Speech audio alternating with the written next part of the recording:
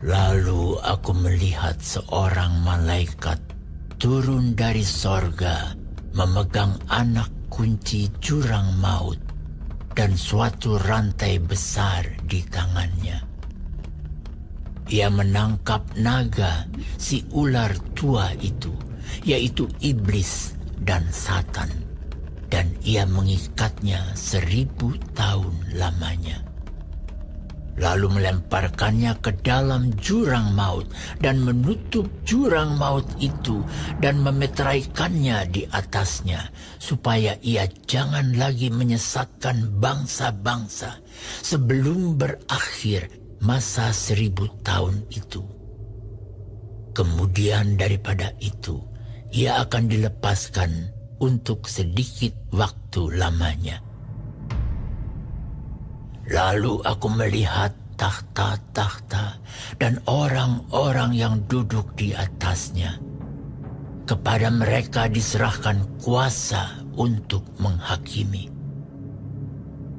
Aku juga melihat jiwa-jiwa mereka yang telah dipenggal kepalanya karena kesaksian tentang Yesus dan karena firman Allah, yang tidak menyembah binatang itu dan patungnya, dan yang tidak juga menerima tandanya pada dahi dan tangan mereka.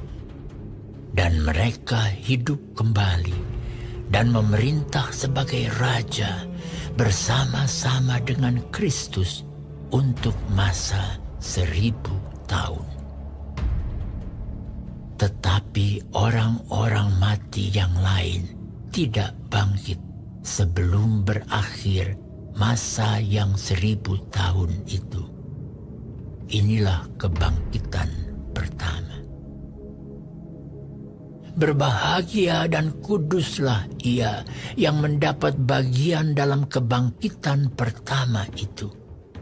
Kematian yang kedua tidak berkuasa lagi atas mereka, tetapi mereka akan menjadi imam-imam Allah dan Kristus, dan mereka akan memerintah sebagai raja bersama-sama dengan Dia 1000 tahun lamanya. Dan setelah masa 1000 tahun itu berakhir, iblis akan dilepaskan dari penjaranya, dan ia akan pergi menyesatkan bangsa-bangsa pada keempat penjuru bumi, yaitu Gog dan Magog, dan mengumpulkan mereka untuk berperang, dan jumlah mereka sama dengan banyaknya pasir di laut. Maka naiklah mereka ke seluruh dataran bumi, lalu mengepung perkemahan tentara orang-orang kudus dan kota yang dikasihi itu. Tetapi dari langit turunlah api menghanguskan mereka, dan iblis yang menyesatkan mereka dilemparkan ke dalam lautan api dan belerang, yaitu tempat binatang dan nabi palsu itu. Dan mereka disiksa siang malam sampai selama-lamanya. Lalu aku melihat suatu takhta putih yang besar dan Dia yang duduk di atasnya. Dari hadapannya lenyaplah bumi dan langit, dan tidak ditemukan lagi tempatnya. Dan aku melihat orang-orang mati, besar dan kecil, berdiri di depan takhta itu. Lalu dibuka semua kitab, dan dibuka juga sebuah kitab lain, yaitu kitab kehidupan. Dan orang-orang mati dihakimi menurut perbuatan mereka, berdasarkan apa yang ada tertulis di dalam kitab-kitab itu. Maka laut menyerahkan orang-orang mati yang ada di dalamnya, dan maut dan kerajaan maut menyerahkan orang-orang mati yang ada di dalamnya. Dan mereka dihakimi masing-masing menurut perbuatannya. Lalu maut dan kerajaan maut itu dilemparkanlah ke dalam lautan api. Itulah kematian yang kedua, lautan api. Dan setiap orang yang tidak ditemukan namanya tertulis di dalam kitab kehidupan itu, ia dilemparkan ke dalam lautan api itu.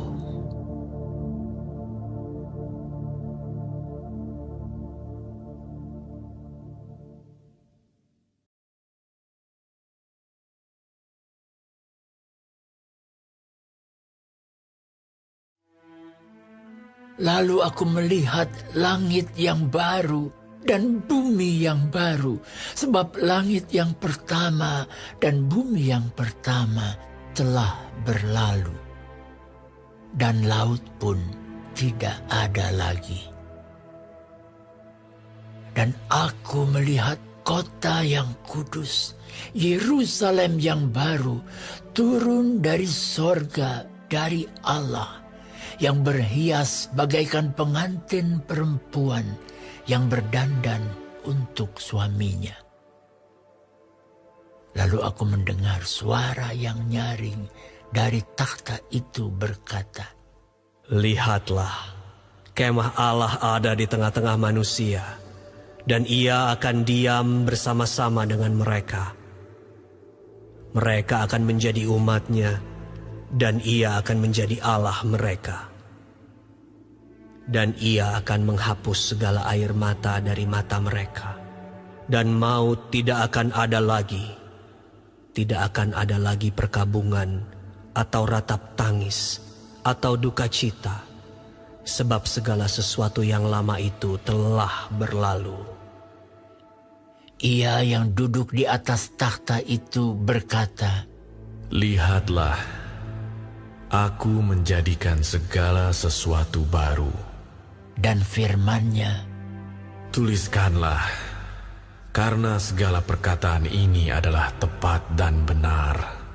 Firman-Nya lagi kepadaku, Semuanya telah terjadi.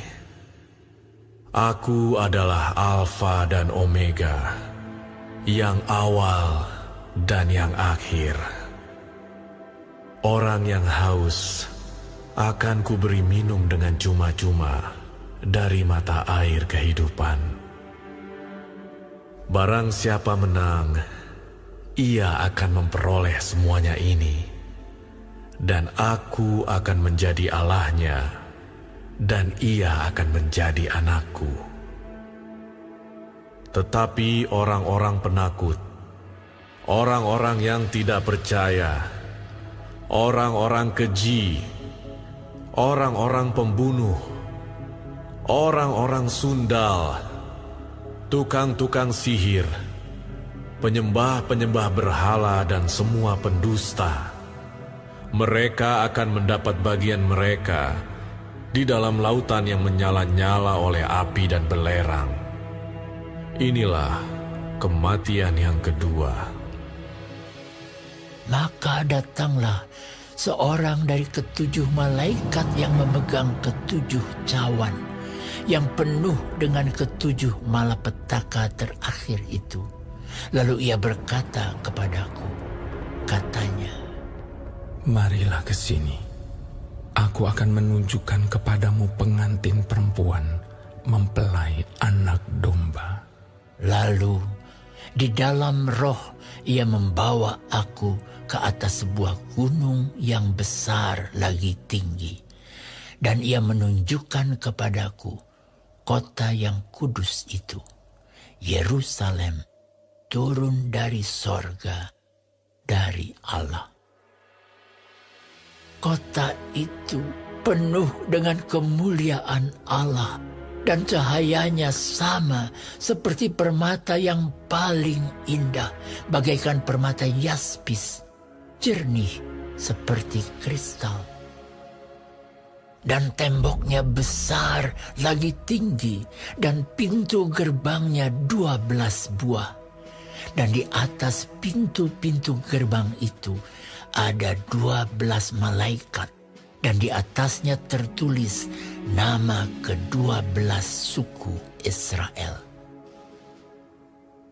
Di sebelah timur terdapat 3 pintu gerbang, dan di sebelah utara 3 pintu gerbang, dan di sebelah selatan 3 pintu gerbang, dan di sebelah barat 3 pintu gerbang. Dan tembok kota itu mempunyai 12 batu dasar, dan di atasnya tertulis ke-12 nama ke-12 rasul anak domba itu. Dan ia yang berkata-kata dengan aku mempunyai suatu tongkat pengukur dari emas untuk mengukur kota itu, serta pintu-pintu gerbangnya dan temboknya.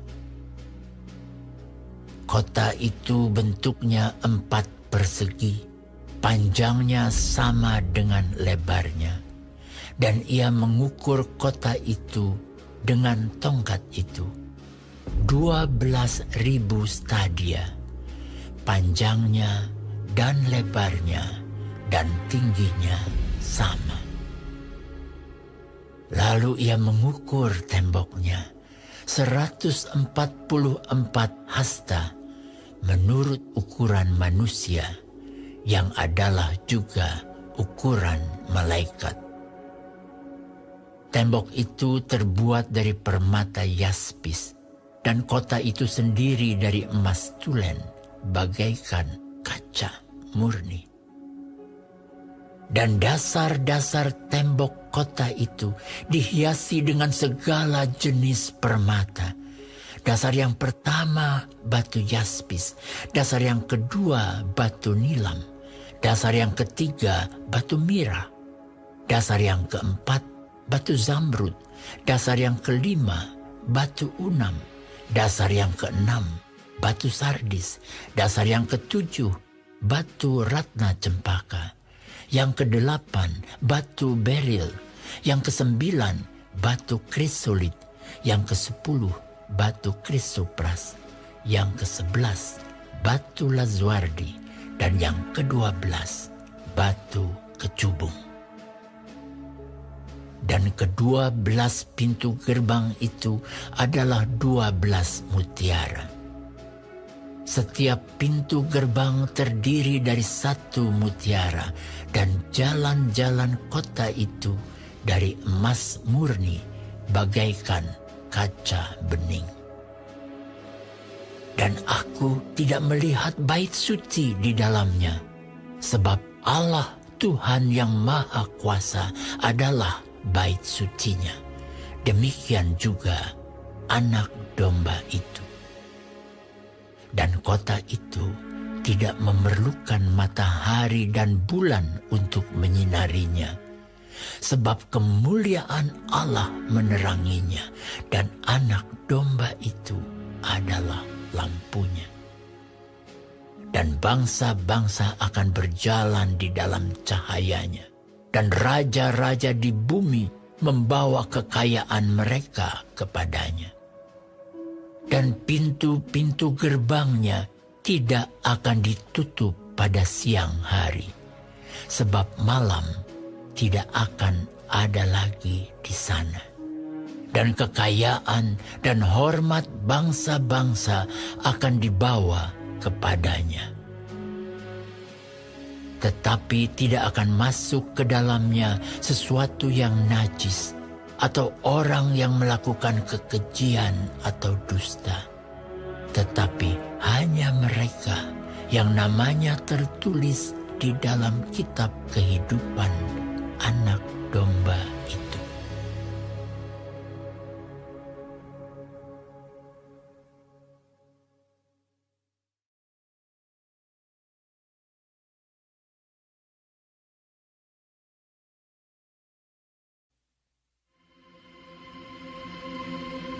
Lalu ia menunjukkan kepadaku sungai air kehidupan yang jernih bagaikan kristal dan mengalir keluar dari takhta Allah dan takhta anak domba itu.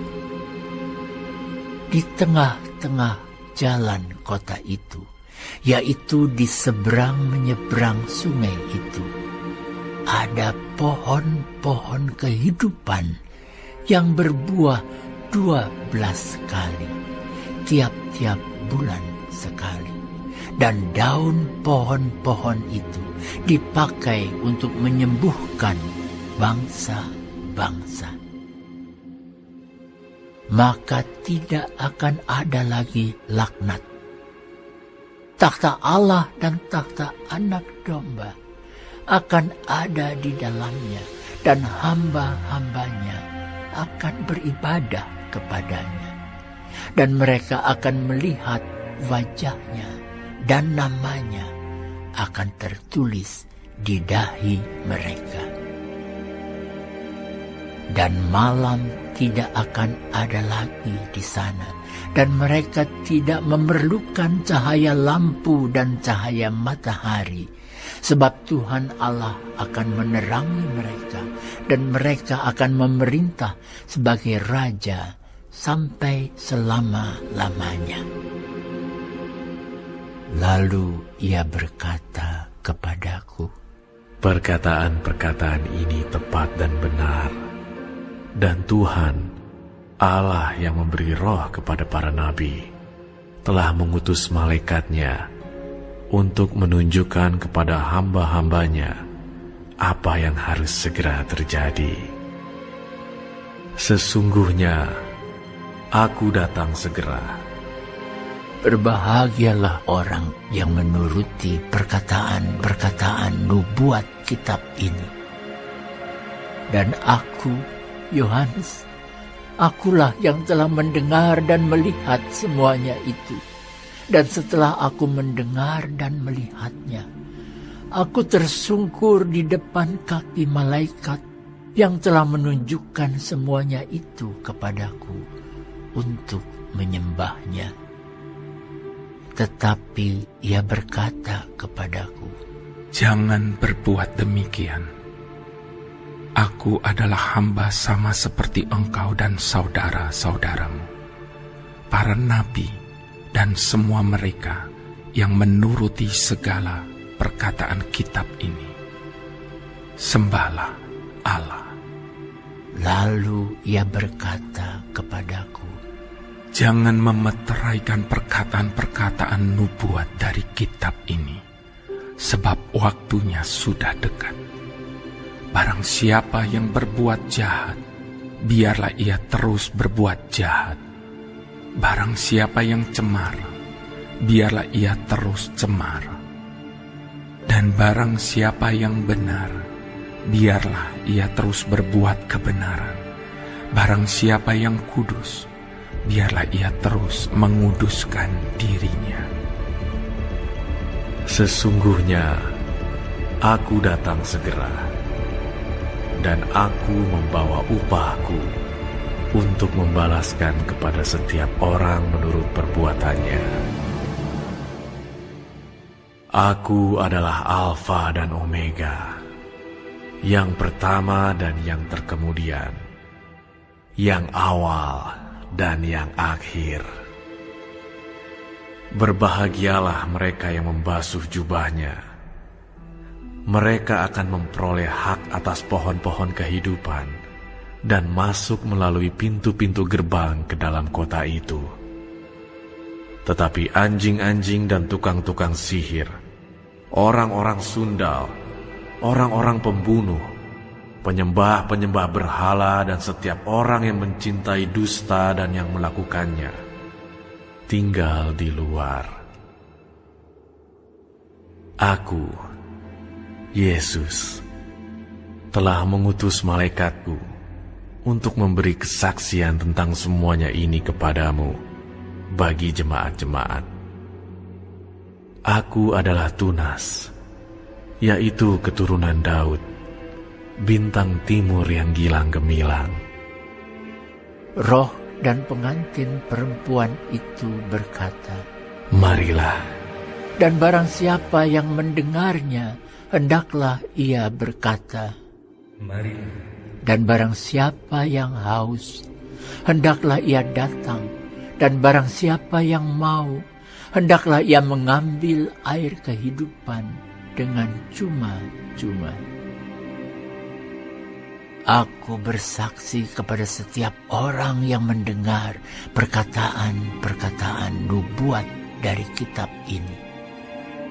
Jika seorang menambahkan sesuatu kepada perkataan-perkataan ini, maka Allah akan menambahkan kepadanya malapetaka-malapetaka yang tertulis di dalam kitab ini.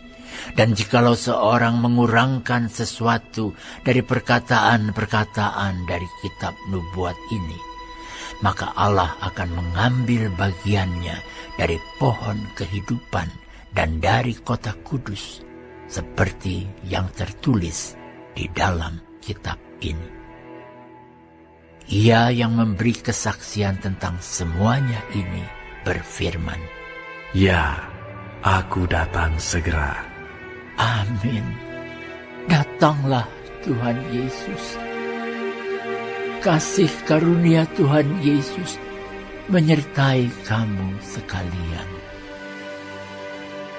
Amin.